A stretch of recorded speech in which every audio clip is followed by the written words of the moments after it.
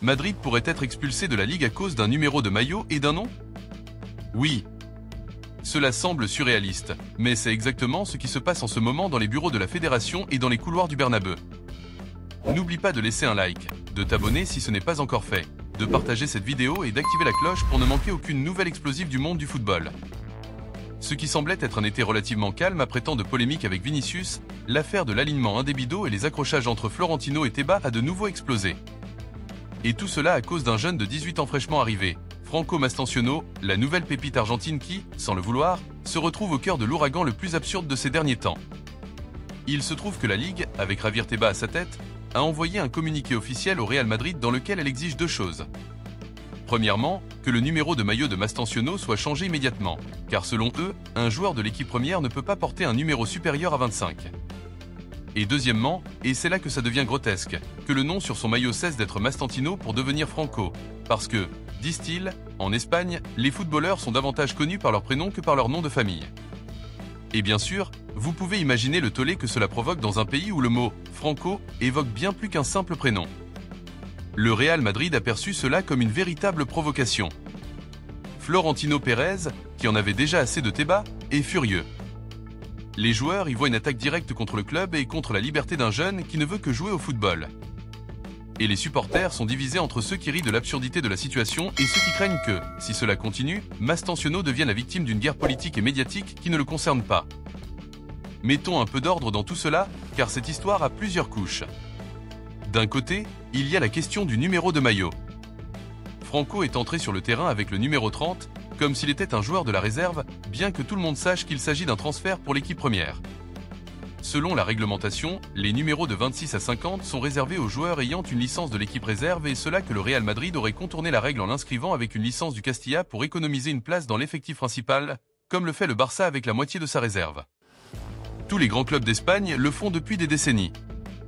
Mais maintenant, comme c'est le Real Madrid et que le joueur s'appelle Franco, cela devient soudain le plus grand scandale depuis l'affaire Chérichev. Et attention! Ce qui est le plus frappant, ce n'est pas qu'on débatte de savoir si c'est un alignement indébido ou non. Ce qui est vraiment remarquable, c'est que la Ligue elle-même ait décidé de faire pression pour que Mastantino change immédiatement de numéro. Ils disent que sinon, chaque fois qu'il jouera, ce sera sous la menace d'une sanction. Autrement dit, s'il marque un but, il pourrait être annulé dans les bureaux. S'il gagne un match, il pourrait le perdre devant les tribunaux. Une véritable bombe à retardement. Et voici la deuxième partie, la plus controversée. Le nom. Parce que, bien sûr, en Argentine, Franco est un prénom aussi courant que José ou Carlos. Personne ne pense à des dictateurs ou à l'histoire. Mais en Espagne, le mot « Franco » fait immédiatement réagir, ravivant des souvenirs et des débats qui n'ont rien à voir avec le football. Et qu'a fait la Ligue ? Eh bien, au lieu de protéger le jeune, au lieu de lui éviter des problèmes, elle exige qu'il mette précisément ce nom sur son maillot. Franco. Imaginez la scène. Un Bernabeu plein, 80 000 personnes scandant le nom de Franco à la 90e minute. Aucun département de communication ne pourrait gérer la tempête que cela pourrait provoquer. Et tout cela parce que quelqu'un dans les bureaux a trouvé amusant d'appliquer la règle de manière stricte dans le pire contexte possible. Le Real Madrid a répondu avec fermeté. Selon des sources proches du club, Florentino a déjà ordonné à son équipe juridique de préparer un recours immédiat contre le communiqué de la Ligue. Et si cela ne se résout pas rapidement ? Il n'exclut pas des mesures plus drastiques, allant d'une grève des joueurs à, attention, remettre sur la table l'idée de quitter la Ligue pour rejoindre une autre compétition, que ce soit la Première Ligue ou la très controversée Super Ligue européenne. Cela semble exagéré, mais l'ambiance au sein du club est tendue, car ce n'est plus une question de numéro ou de nom. C'est la goutte d'eau qui fait déborder le vase après des années de conflits et de débats. Pour beaucoup dans le club, c'est la preuve définitive que la Ligue espagnole devient un cirque où l'important n'est plus le football, mais les luttes politiques et les gestes médiatiques. Pendant ce temps, Mastantuono est coincé au milieu de tout cela. Un jeune de 18 ans, avec toute la pression d'arriver au Real Madrid, qui, au lieu de profiter de ses débuts et de penser à comment s'améliorer, doit lire des titres qui le lient à la politique, à la dictature et à des conspirations. C'est pourquoi le club lui a conseillé de s'éloigner des réseaux sociaux pendant quelques jours, de ne pas regarder Twitter ni Instagram, car ce qui s'y dit n'est pas juste pour lui. Ce qui est presque amusant, si l'on peut dire, c'est que sur les réseaux, on voit déjà circuler toutes sortes de mèmes et de blagues allant de photos retouchées avec le maillot du Real Madrid portant le nom Franco, à des plaisanteries sur le fait que Mastantuono sera le général du milieu de terrain.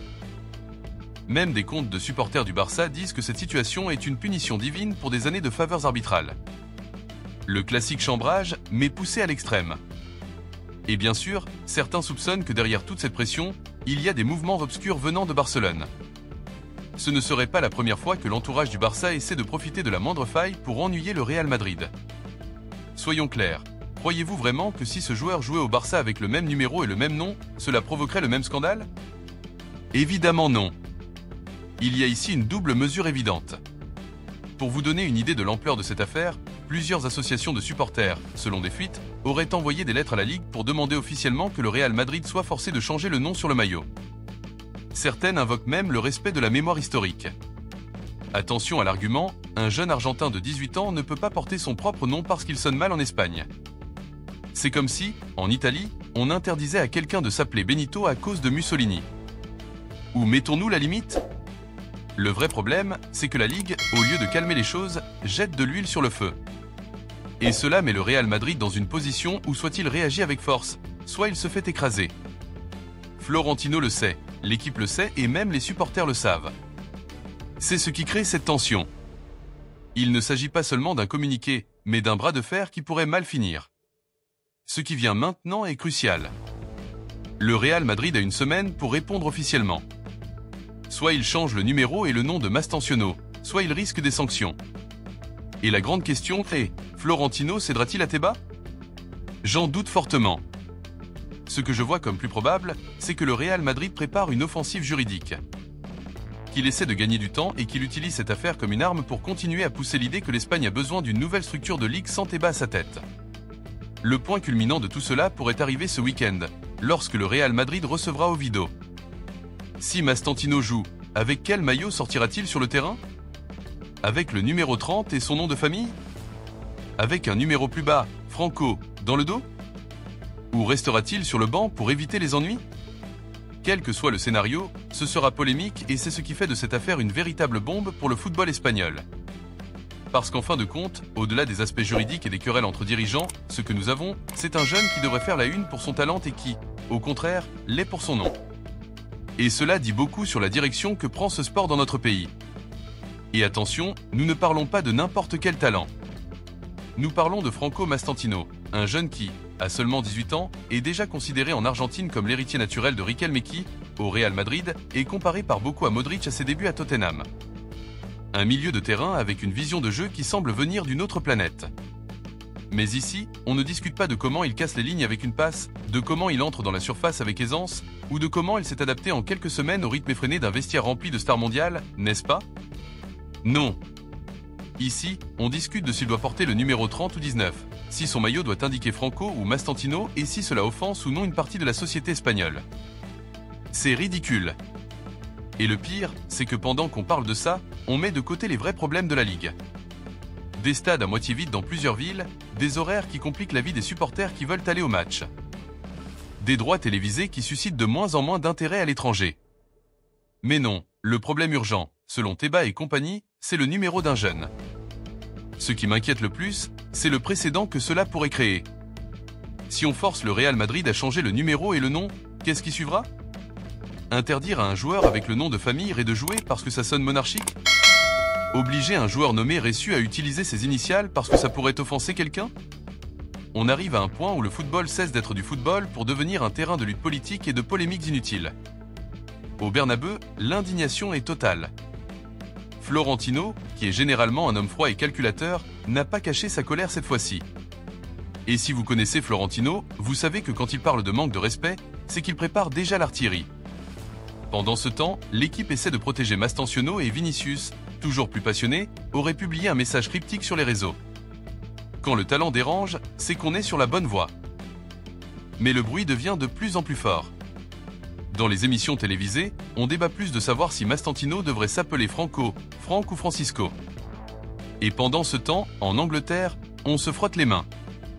Car attention, plusieurs tabloïds britanniques ont rapporté que Manchester City et Chelsea suivent de près la situation et que, si le jeune ne se sent pas à l'aise en Espagne, ils n'hésiteront pas à lui faire une offre mirabolante. Nous arrivons à un tournant. Si la Ligue continue à faire pression avec des règles absurdes, elle risque de pousser une des pépites de l'avenir à partir à l'étranger. Et alors, que diront-ils? Que c'était à cause de son numéro? De son nom?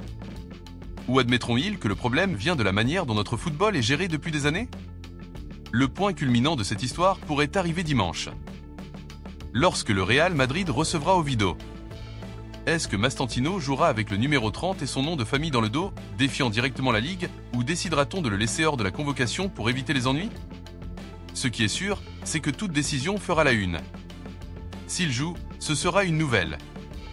S'il ne joue pas, aussi. Le jeune n'a plus d'échappatoire.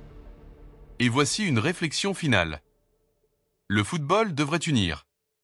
Il devrait être cet espace où l'on oublie les problèmes du quotidien pour profiter de 90 minutes de passion. Mais en Espagne, le football devient de plus en plus un champ de bataille politique où ce qui se passe sur le terrain t'importe le moins. Et cela, tôt ou tard, aura des conséquences.